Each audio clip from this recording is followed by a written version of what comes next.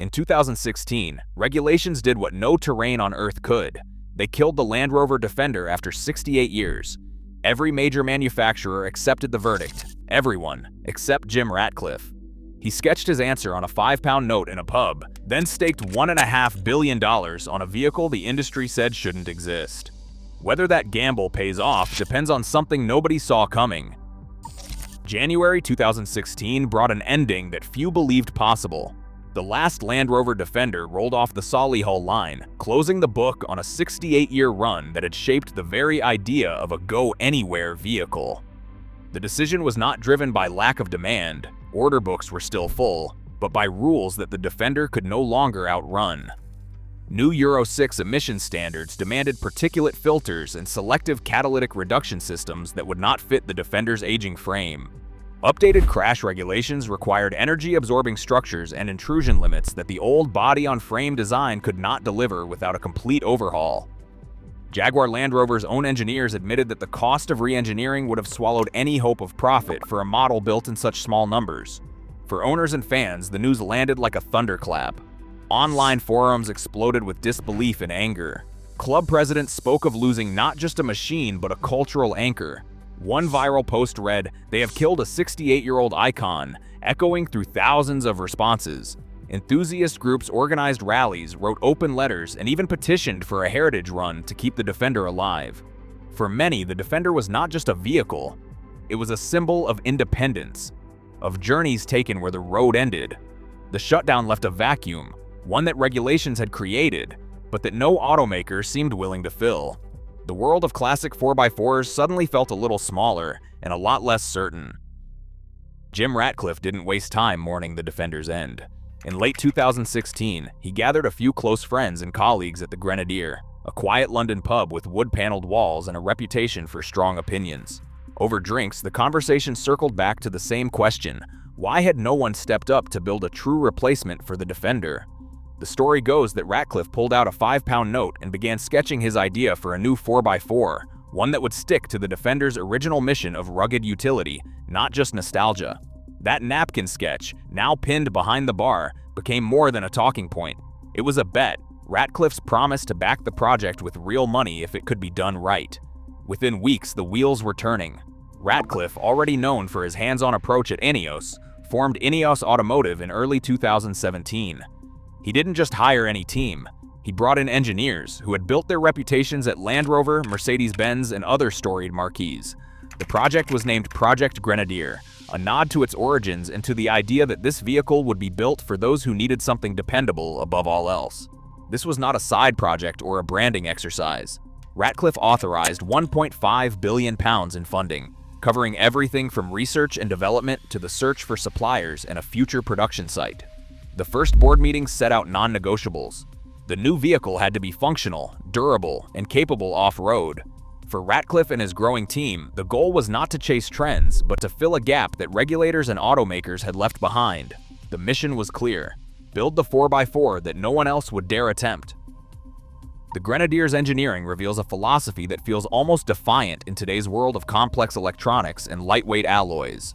At its core is a fully welded ladder frame, built from high-strength steel and cross-braced every 100 millimeters. This backbone delivers a torsional rigidity of 22 Newton-meters per degree, well beyond what the classic Defender ever managed. Every crossmember and mounting point was chosen so a mechanic could swap out a broken section in the field using nothing more than a socket set and a jack. The solid axles, both front and rear, are housed in cast iron and bolted to the frame with a 12-point mounting system. This setup means that if an axle housing cracks on a remote trail, it can be replaced without diagnostic computers or proprietary tools. Bolt-on body panels, all stamped from galvanized steel, further the mission. If a door or fender gets crushed, a few bolts release it for a direct swap. No welding, no paint booth required. Electronics are kept to a minimum, just 12 electronic control units, each handling essential functions like engine management and anti-lock braking.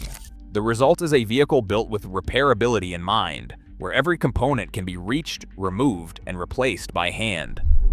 For the engineers behind the project, this wasn't nostalgia, it was practicality, made real in steel and logic. No matter how rugged the chassis or how simple the electronics, a modern 4x4 still needs an engine that can clear a thicket of emissions laws and deliver torque at a crawl. The team at Ineos knew that building their own power plant would be a non-starter, because cost, time, and regulatory hurdles put that idea to rest early. Instead, they looked to BMW, a company with a track record for reliable, efficient inline-six engines. The Grenadier's heart is the BMW B58, a 3-liter turbocharged inline-six, paired with either a 6-speed manual or an 8-speed automatic gearbox from ZF. This combination wasn't just about performance on paper, it was about meeting Euro 6D temp emissions and ensuring that the vehicle could be serviced in remote corners of the world. Engineers at Ineos worked with BMW to calibrate the engine for low-end torque, prioritizing the ability to crawl over peak horsepower. The result is a drivetrain that delivers 450 Nm of torque from just above idle, making it possible to inch up a rock face or haul a trailer without drama. By outsourcing the powertrain, Ineos sidestepped the pitfalls that doomed so many small manufacturers, while still delivering the kind of mechanical honesty that the Defender faithful demanded.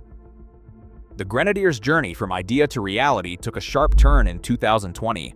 Instead of breaking ground in Wales, Ineos Automotive bought the Hambach plant from Daimler for €70 million. The French factory, once home to the smart car, came with a trained workforce and a body shop already suited to body-on-frame construction.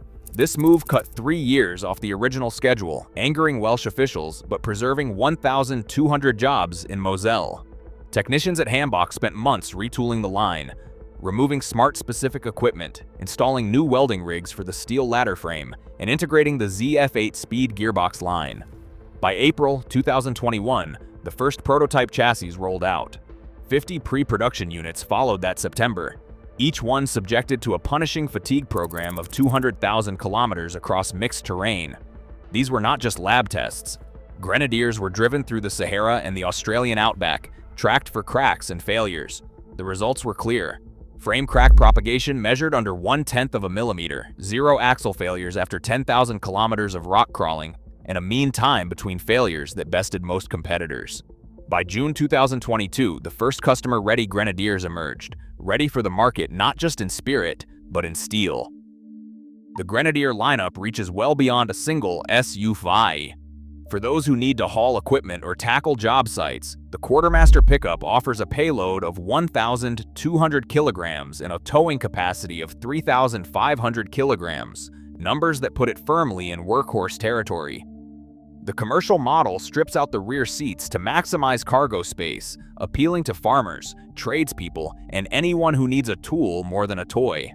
Each variant keeps the same ladder frame, solid axles, and BMW powertrain, but adapts the formula for different jobs. By launching the pickup in 2023 and the commercial in 2024, Ineos signaled that the Grenadier isn't just a nostalgic tribute. It's a full range built to serve a wide spectrum of off-road demands. Reviewers draw a sharp line between the Grenadier and the new Defender. One is described as a toolbox, the other as a living room on wheels. The Grenadier's appeal is in its simplicity, solid axles, minimal electronics, and a cabin built for work boots and muddy hands. It is aimed at those who want a tool for the job, not a status symbol. The modern Defender, by contrast, leans into luxury and technology, offering air suspension, dozens of electronic aids, and a plush interior that rivals premium SUVs. Land Rover's strategy is clear. Target buyers who want comfort, connectivity, and brand prestige. The Grenadier enters a market where utility and nostalgia are pitched against innovation and lifestyle branding. For many, the choice is less about performance and more about what a 4x4 should stand for. Jim Ratcliffe's £1.5 billion investment hangs over the Grenadier like a wager with no guaranteed payout.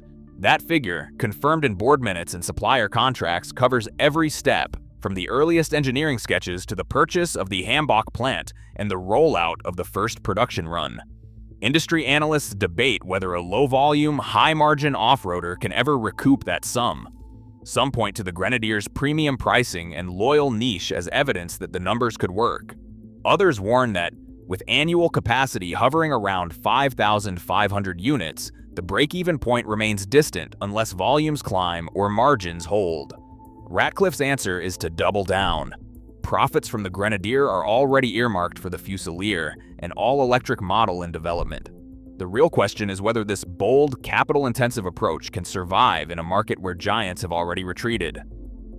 Today, as SUVs grow more digital and disposable, the Grenadier's analog defiance tests whether nostalgia can still drive real innovation.